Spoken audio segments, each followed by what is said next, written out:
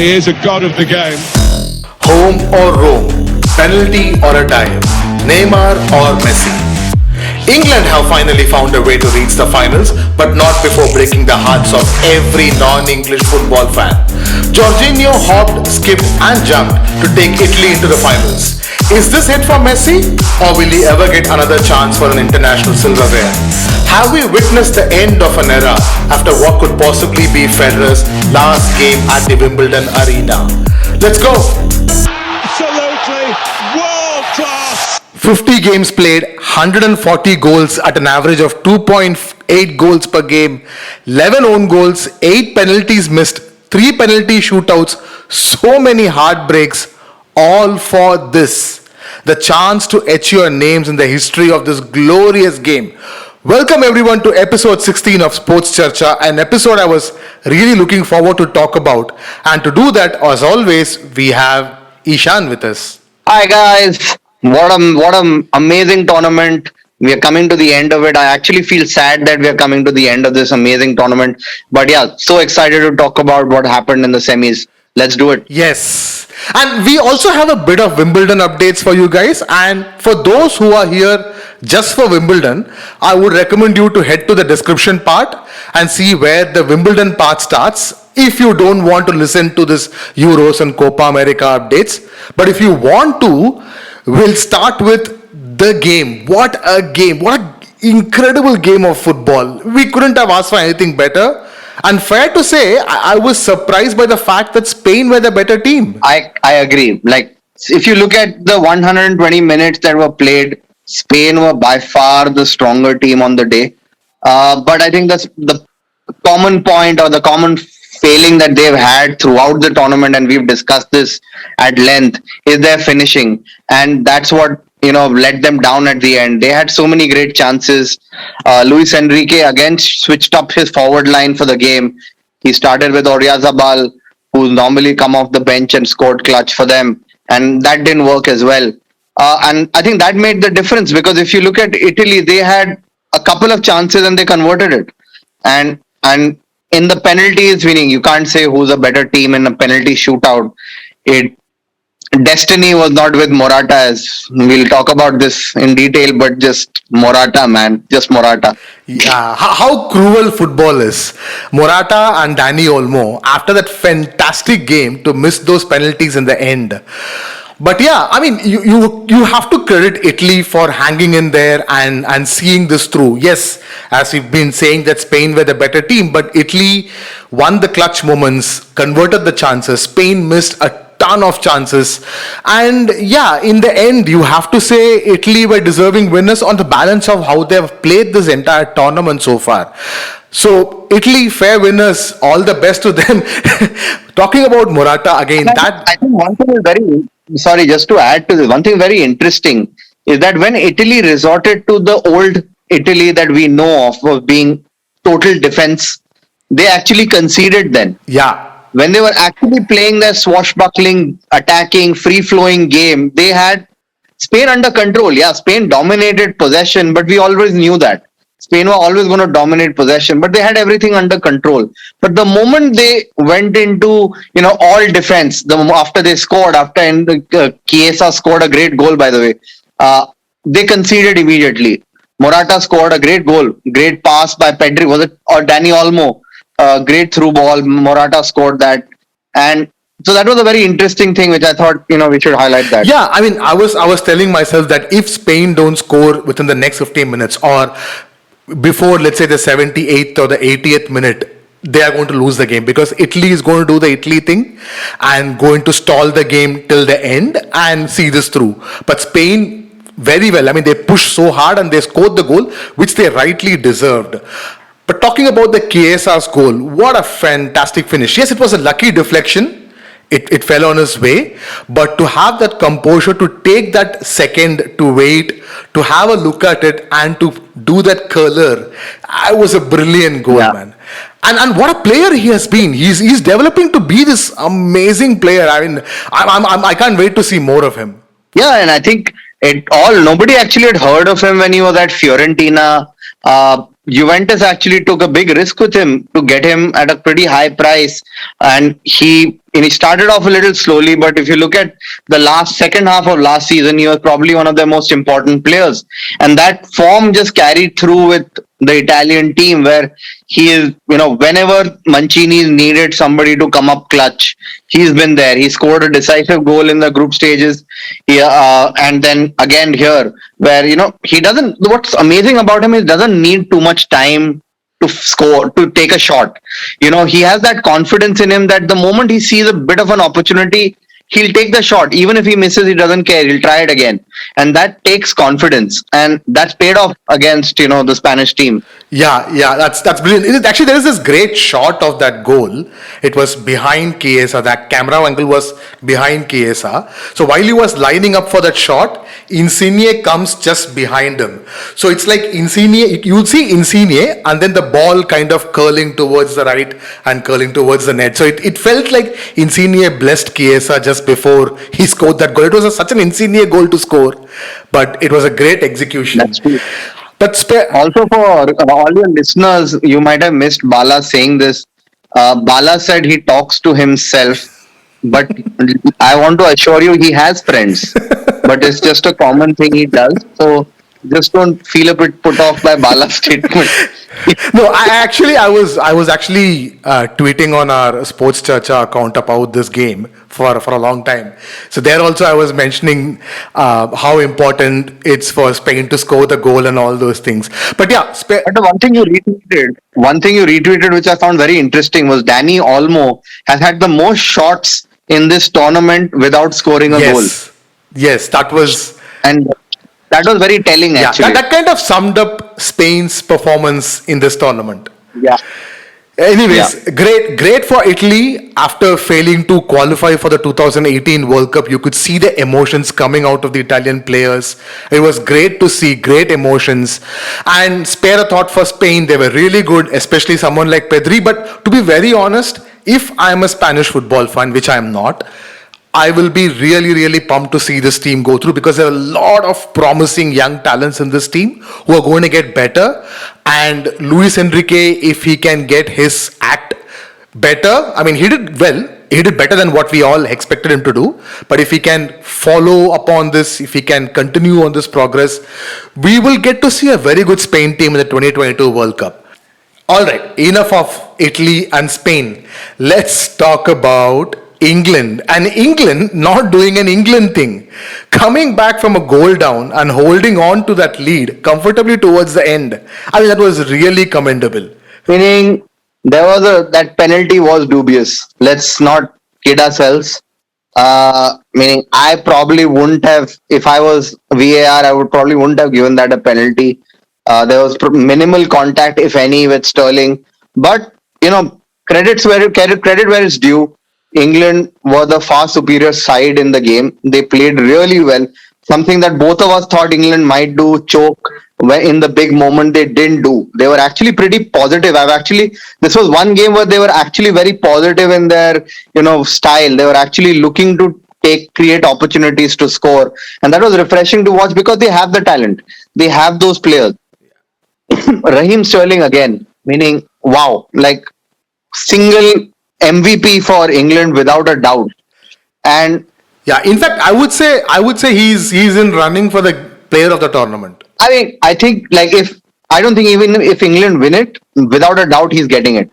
And he's been just a huge contributor to them. And Kane had such a great game. Like, he was actually taking more initiative. In the first couple of games, I think both of us were talking about, where is Kane? He barely touches the ball. Nobody's providing the ball. But in this game, he actually showed intent. He drove forward. He, play balls into the wings so that the ball would be crossed into him. It was overall a very good England to watch, which is very rare. Yeah. And I think credit that goes to Denmark as well, because of the way they play. Yeah. I mean, just wanted to cover one last point for England before we get on to Denmark. England, to me, have really surprised me, because they overcame all their quote-unquote usual issues. I mean, can they beat a big-name team in the knockouts? And that too, Germany, their arch nemesis. Yeah. They did that. Can they do it out of Wembley? I mean, albeit it was Ukraine, but still they did it in style. Can they go behind in front of Wembley crowd and win? They did that too. The only thing that's missing for England is penalties, but frankly, I wouldn't put that pass behind this England team. But yeah, enough of England. Let's talk about the team that we all loved. We all wanted to win, but unfortunately couldn't win this time, which is Denmark. And that goal from Damsgaard. Oh, wow. What a beautiful strike. And I love the fact that Pickford is such a crap keeper that he makes the goal look so good because he dives. If you see it in slow motion, his dive is after the ball passes him. So, and it made the goal look even more spectacular, like it was no chance for him to save it. But, what a shot. Like, it was almost Ronaldo-esque because it was not a slow curler. It was a bullet. And unbelievable goal. And I think that was just telling of Denmark's journey in the tournament. They have been spectacular to watch. They've been such a good feel for the tournament and for football in general. You start off the tournament with, I think, a shock that normal teams can't recover from when your talisman gets injured in the way that he did. And then come and, punch above your weight match after match and get results. Yeah. So I think they did really well. The country should be proud of those players. Yeah. Just another point to that goal. If you see that goal, right, when Damsgaard was lining up to take the shot, there was this 3-man Denmark wall that was standing slightly away from the English wall. And while he was going to take that shot, they moved right to the left, blocking the view of Pickford. It was clearly orchestrated and very well executed to get that goal. You still have to take the shot from 40 yards. Yeah. I'm not taking anything away from Damsgaard, who in fact was a replacement for Eriksen, who wasn't even there in the first team. He came into the team because of Eriksen and has become a household name right now. I'm pretty sure you will see Damsgaard and Dolberg being chased by many of the big European clubs. Really, really good to see Denmark. All the best to them again. Not an end to their journey. They have again really good talent. They can build upon this and move forward. All the best to them. Now, coming to the finals. Quick prediction, quick thoughts. I would say, for me, prediction, Italy, because they've been there before as a nation in terms of pressure. Yeah, none of the players, probably Chiellini, I think, was there in the last Euro finals. But just as a nation, they know how to take that pressure. If you look at England, this is their first ever European final and their first ever major tournament final after 1966. Yeah. So that is something, For a really long time, they are giants of football. But if you look at it on a resume, they're not the giant of football at all, right? Portugal and Greece are more successful than them in international football in a way. So that says something. So it will be a lot of pressure on England. But I think, as you rightly pointed out when we were talking about England, they've broken all these karmas in one single tournament, all of them. Yeah. So why not one more game? Because a final is just one game. My favorite manager Zidane says it, right? Yeah. Final is just another game. And on that day, anything can happen. So I'm so excited for this game. Yeah, and I feel like this game will be Italy's attack versus England's defense. I don't see England going all out attack and playing a really positive football, but it's finals. The whole point is to win it. I really can't point a favorite here. I really can't. Like, I'm going to say England as the favorites, but that's not because of any footballing reasons. One is, see, the last time when a Champions League winning team and the team winning the major tournament from the same country has happened in 1988, when the Dutch team won the Euros and PSV Eindhoven won the European Cup. I mean, the then Champions League, before Champions League. Now, Chelsea won the Champions League, who are from England. So, that is one reason. And number two, Euro 2000 was the last time when both the semis went into extra time. So in Euro 2000, Italy defeated Netherlands in penalties and France defeated Portugal in golden goal. I mean, for the younger generation, there was this concept called golden goal then. And France won it in the finals. Now, We don't know. But on the other hand, England have progressed inch by inch under Southgate. 2018 World Cup, they finished fourth. Nations League, they finished second. Sorry, Nations League, they finished third. So that means, are they going to finish second this time? We don't know. But I think, if you summarize this, if you look at both the teams, it was probably the best two teams of the tournament playing the finals. Agree. Very valid point. Yeah. Because England have been consistent, they barely conceded, and then Italy have won everything. So I think on paper they're the best two teams, so it's the ideal final.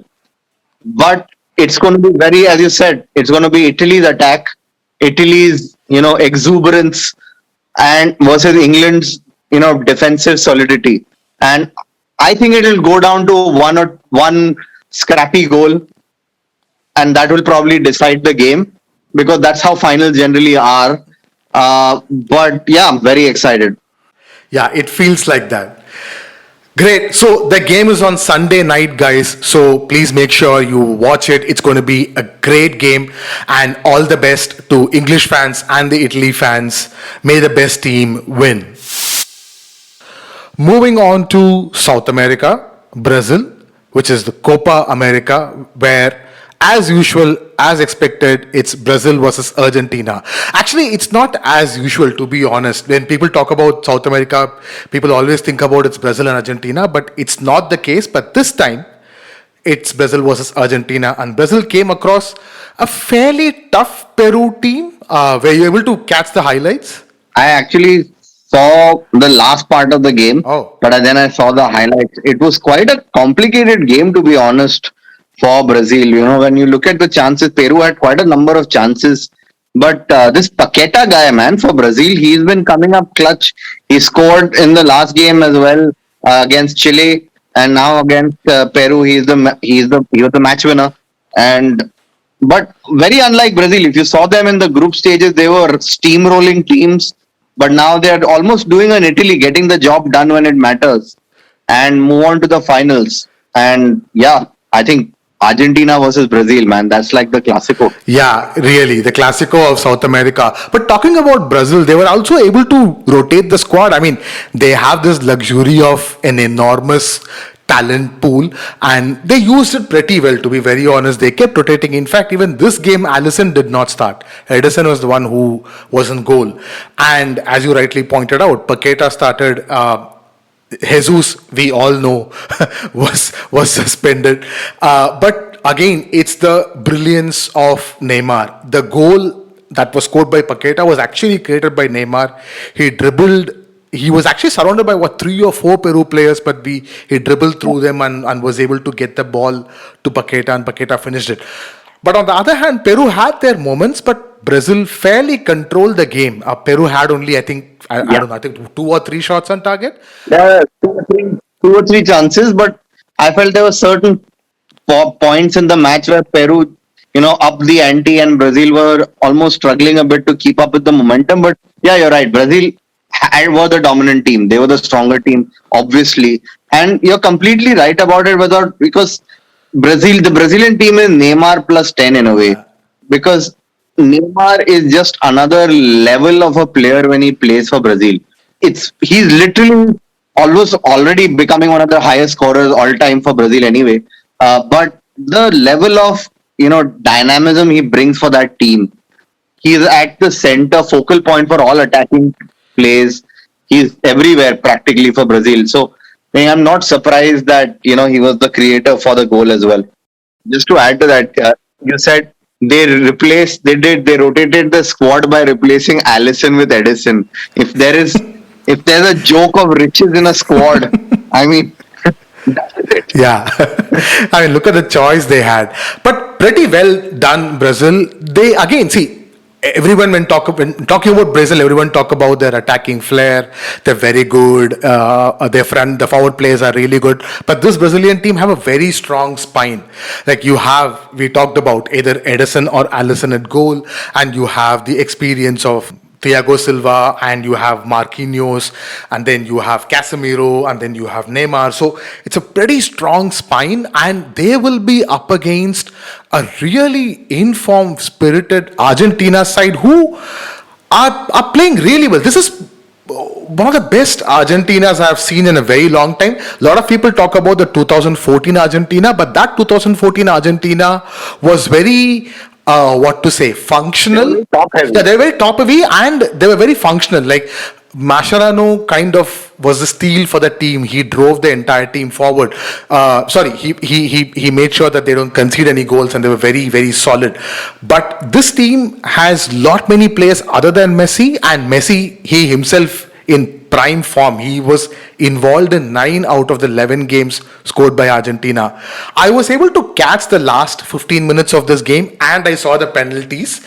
Argentina weren't controlling the game much. In fact, if you see, Colombia pretty much had more shots on target. But yeah, Argentina had the better chances.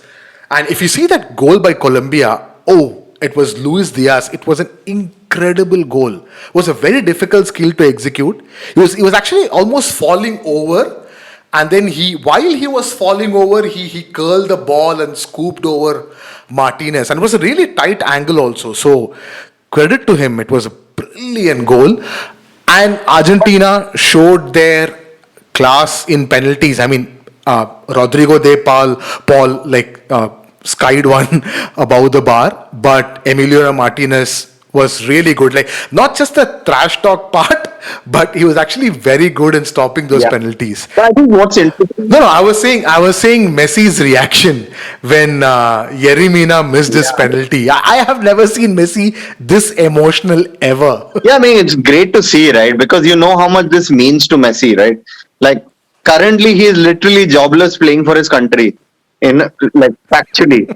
So Argentina is all he has right now, and you can see that because and the way just the reaction where every save Emiliano Martinez made and the celebration, Messi was a front and center of running up to Emiliano Martinez and hugging him, because that's what it means to him and that's what it means to Argentina.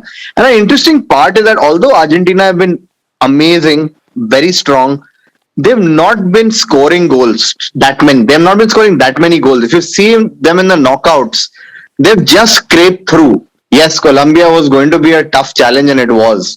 Colombia is not an easy team by any means, but they were made to suffer, and they still came out alive. So I think they will be oozing confidence against Brazil as well. Yeah, and see, they did score 3 goals against Ecuador, albeit it's Ecuador. I understand that. Yeah. But still, they scored 3 goals. Messi is in good form.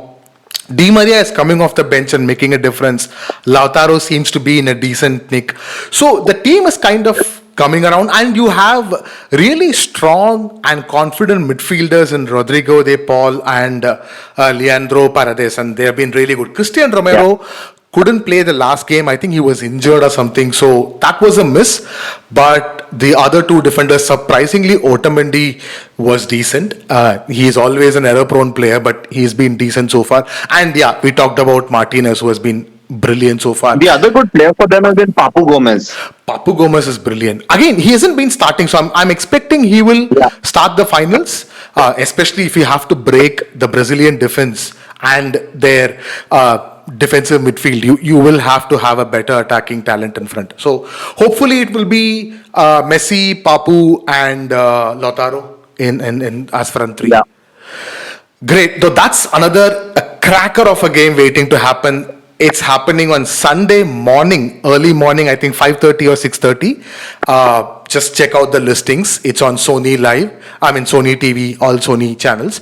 So Sunday morning, you have Argentina versus Brazil, Copa America finals. Sunday night, that is 12:30, technically Monday, we have England versus Italy, the Euros finals. But Sunday evening, we have Wimbledon finals, which is, Wimbledon men's finals. Wimbledon's women's finals, it's on Saturday evening, which is going to happen between Ashley Barty, who's the number 1 women tennis player right now. I'm going to be very honest. I don't know. I don't follow much of women's tennis, because there is always a new winner every time, which is a really good thing to have, versus Karolina Pliskova from Czech Republic. The game just ended. We are recording this on Thursday night, 8th of July, 10:50. The game ended about half an hour, 45 minutes before Carolina was one set down. I saw the second set. Before the third set, I came for the recording. So that's going to happen. But the talk of the town is Herbert Hurkacz. I hope I pronounced it right. The youngster from Poland who defeated Roger Federer in a Wimbledon quarterfinal, center court, straight sets, with the third set 6-0. 6-0. First time ever in Wimbledon for Federer. 6-0. I don't know. Is this the... I mean, I'm going to ask the question that's on everyone's lips. Is this the end? Is this... Are we nearing... Meaning, I that stage? wanted it to be I wanted it to be the end last year, to be honest, because let's be honest. I think I'm a Federer fan, like a bhakt. Same I adore the guy. He's like the greatest of all time for me, and it's just sad to see him be like this right now. It doesn't suit the narrative.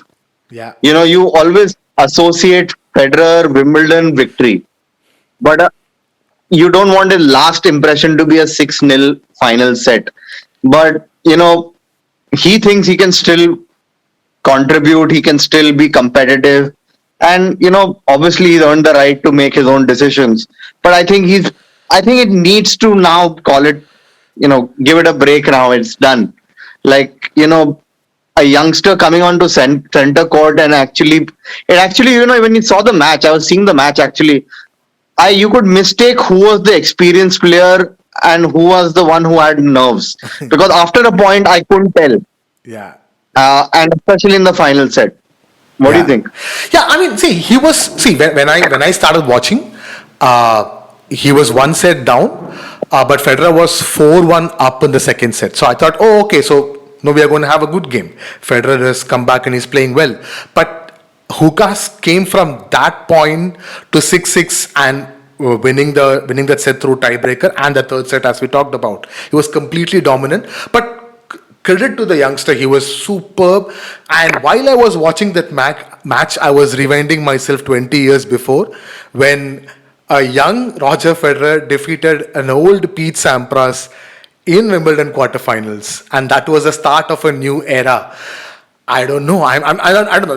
We have seen a lot of youngsters, a lot of good talent coming and going in tennis over the last 2 decades. Hopefully, this one stays for a while. But talking about the other semi-finals, Djokovic versus Shapovalov. Djokovic is in another zone right now. I don't know. You need something really spectacular to stop him. This Shapovalov was really good. Is this young Canadian, a left-hander? In a Wimbledon, you always love a left-hander. I loved Goran Ivanisevic. He has a great single-handed backhand. Yeah. I always loved Goran Ivanisevic for older audience who have been watching tennis since the 90s. No. One of my favorite tennis players. Yeah. He was brilliant. He's now Djokovic's coach for the younger listeners. Goran Ivanisevic is Djokovic's coach. And talking about the fourth semi-finalist, who Hubert Hurkacz will be playing against, it's Berrettini. He's an Italian. He defeated a fairly young, another Canadian, Felice Auger-Aliassime, in 4 sets. Again, fairly an easy game, an easy win, and he was able to win that game. So that semi-finals is going to happen tomorrow, and finals is on Sunday evening or Sunday 7 o'clock or something like that. So, like Ranveer Singh says, Sunday night koi plan nahi karega. So pura Sunday, don't have any plans. Right from morning till night, you have back-to-back great games to watch if you are both tennis and football fans. Great. So that's about it for all the sports talks. We'll just quickly run through the speed point, and there is only one topic and one topic only to talk about in speed point. That is Sergio Ramos to PSG. It's confirmed, it's official. Ishan, how weird it's going to be to see Sergio Ramos in a PSG jersey. Oh gosh, it's strange, man. Like I saw the unveiling and the jersey holding him like plodding up the PSG badge, saying "Ale PSG." क्या कर रहा है, dude? So 18 साल का captain. What? I guess this is the nature of football, man. It'll be strange, and especially it's a blue jersey, bro. Blue and red. You just invert that. That's the Barca color. But what a bloody signing for PSG, man. They've got Sergio Ramos, Ashraf Hakimi, and Donnarumma. Meaning, if there ever was a bloody transfer season, what is that? Like, Yeah, and Wijnaldum. oh my, sorry. Wijnaldum as well, and let's not forget the person who we've spoken for the most amount of time in this podcast, Neymar, already is there, and he's not going anywhere. So PSG is going to be a heavyweight next season. Yeah. But Ramos, I feel, has truly been bought for the Champions League. Like, they want that trophy so bad, and they've got someone who knows how to do it better than anyone else currently in football. So they've got Ramos for the big moments. They have taken full advantage of this financial fair play restrictions being, relaxed. Full advantage. But to be smart, they've made some smart signings. I mean, Sergio Ramos and Gini Wijnaldum were practically free signings. Donnarumma again is going to be practically a free signing. Yes, they spent about 50-60 million on Hakimi, but Hakimi is worth it. He's such an exciting talent, such a great right back. So and they needed a good right back. They were lacking a good talent in that position. So yeah, full credit to PSG for taking advantage. I'm still waiting for Manchester City to make some moves. Hopefully they'll do after the Euros is done. But see, that's what happens during international tournaments. Teams do a lot of behind the scenes work. So you will see a flurry of signings happening once when the tournament ends. You will see a lot of signings happening in the next 2-3 weeks once when these international tournaments are over. I've got a funny analogy. PSG is almost, if you guys viewers watch Wall Street, have seen the movie Wall Street, it'll be like Gordon Gekko playing Farmville. PSG in the French Liga. That's true. Yeah. Having all the resources and just moving the pieces around. Yeah, that's what they're going to do. But let's see. Hope they can do it next season. But before all that, we have these two finals. So the international tournaments finish first, and we are pretty much done with this episode. And when we meet for the next time, we will have a new Euros champion and a new Copa America champion, and hopefully a new Wimbledon champion, or just the same champion holding the trophy. But until then, it's bye from Bala. Bye guys, all the very best for all the finals. Please do not do anything else on Sunday. Watch these games. Thank you everyone for listening. If you enjoyed what you heard, please make sure you hit the subscribe button, and also please, like we are literally begging, to rate our podcast on whichever app you are listening to. It not only helps us, but also new listeners to easily find our podcast. You can also reach out to us on Twitter @SportsCharcha. A big shout out to the Jam Room Audio for our theme music. You can follow the Jam Room on Facebook @the Jam Room Audio. Bye.